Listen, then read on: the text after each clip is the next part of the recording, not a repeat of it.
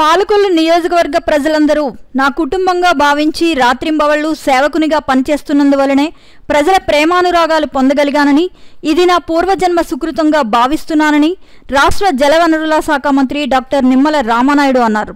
ఆయన ఇటీవల జరిగిన సార్వత్రిక ఎన్నికల్లో రాష్ట్రంలోనే అత్యధికంగా 69.30% ఓట్లతో విజయం సాధించి రెండో స్థానంలో నిలిచినందుకు బుధవారం పాలకొల్లులో ఎన్డీఏ నాయకులు అభినందన కార్యక్రమాన్ని నిర్వహించారు.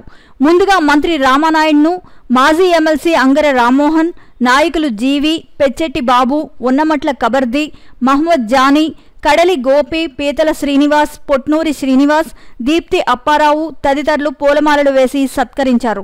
మంత్రి రామానాయుడు కేక్ కోసి అందరికీ పంచారు. ఈ సందర్భంగా పెద్ద ఎత్తున బాణసంచా కాల్చారు. ఏదైతే మొన్న జరిగిన ఎన్నికల్లో పర్సెంటేజ్ ఆఫ్ ఓటింగ్ లో రెండో స్థానంలో రామానాయుడు గారు నిలబడడం మరి మా అందరికీ గర్వకారణం. ఎందుకంటే నిరంతరం మరి ప్రజాసేవలో ఉండే వ్యక్తి. మరి ఆ సందర్భంగా చిన్న అభినందన కార్యక్రమం మరి ఏర్పాటు చేశాం.